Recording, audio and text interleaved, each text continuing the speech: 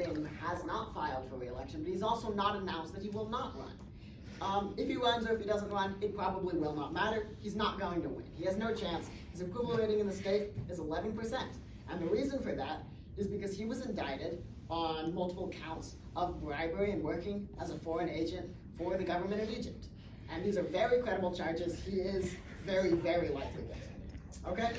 So now, another piece of background, we've got machine politics. I could talk about New Jersey, I could talk about the industries, I could talk about the issues, but I think this race, more than almost any other race in this country, isn't really about the issues.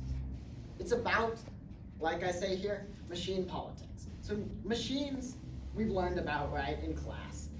They have, especially Democratic and Republican machines, but they have largely died out. They're not anywhere near as powerful as they used to be, and that is true in New Jersey. But New Jersey is probably the state, more than almost any other state, where machine politics still does have a pretty significant influence. Where, for example, party elites in the state and county chairs and county party officials have a lot of power over who the voters elect. Now, how do they do this? Well, the Democratic Party primary uses a very interesting ballot design. They do not block the ballots by like race. They do instead county lines. They have, as you can see here, here's an example ballot from the 2020 presidential primary. They have the endorsed Democratic county line, where the county gets together and they decide on who they want their candidates to be. They put them in the first column. Now, the other candidates, they can put in any column they want. As you can see, there's a column B for president, it's empty. They put Bernie Sanders in column C because they don't like Bernie Sanders. And each county does it individually, but they have a lot of influence over how the ballot is set up in this way. And a lot of voters will, especially low info voters, will oftentimes vote for the county line, so it wins almost every time. So, now who are the candidates? Well, first, we've got Tammy Murphy. Now, who is she? Why is she running for Senate? Well, she's the wife of the current governor.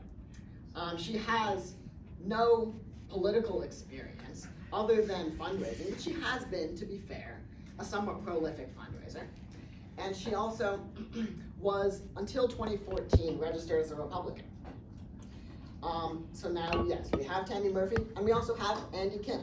He is a 3-term Democratic congressman from the state. He's popular. He's a member of the Progressive Caucus in Congress. And he is also, he's a middle class, more seen as like a family man. Tammy Murphy, her husband is very wealthy, worth more than over $100 million.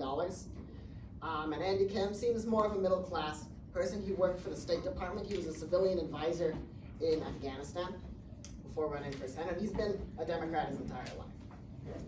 Now, right now, so essentially each county decides independently who they support. The governor has pushed very hard to get Tammy Murphy to win the county lines, and Tammy Murphy has almost all of the support among the party establishment. However, if you see here, Andy Kim has won a solid amount of counties, right?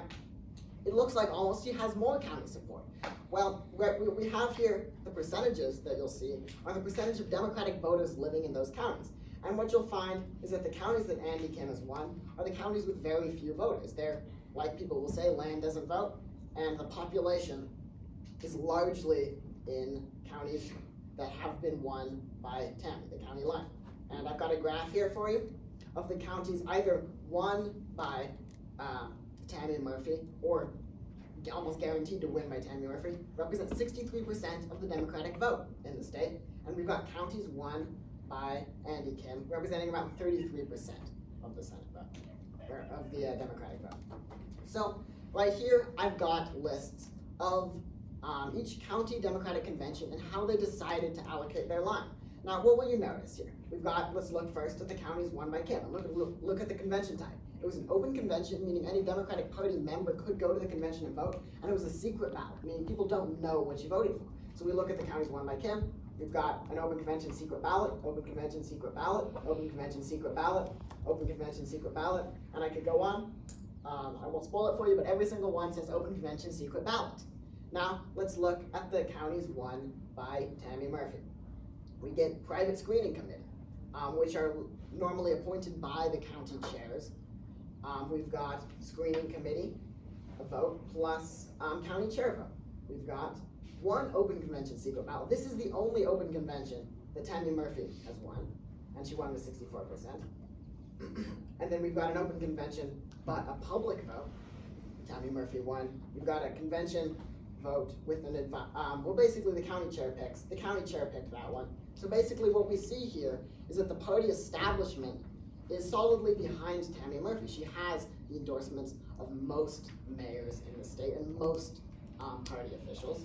And then we've got the more rank and file members who are pretty clearly behind Kim. If you look at the margins, for example, in Burlington County, a county, by the way, that Kim does represent, he won 90% of the vote in that open convention. And then we'll look at Ocean County. He won 86% of the vote.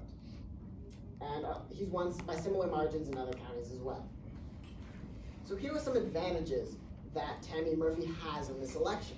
So Tammy Murphy, as I've stated, has the machine support. She has the support of the party establishment and a solid majority of the county lines, which normally propel their candidates to victory. Right? She also has support from outside Democrats. For example, the governor of New York, Kathy Hochul, she has endorsed Tammy Murphy, and she's actually done fundraisers for Tammy Murphy.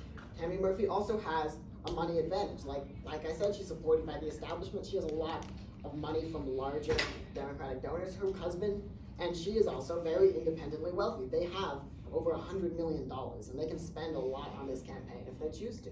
Tammy Murphy also has a lot of name recognition, mostly because her husband is the governor of the state. Right. Now we've got Andy Kim.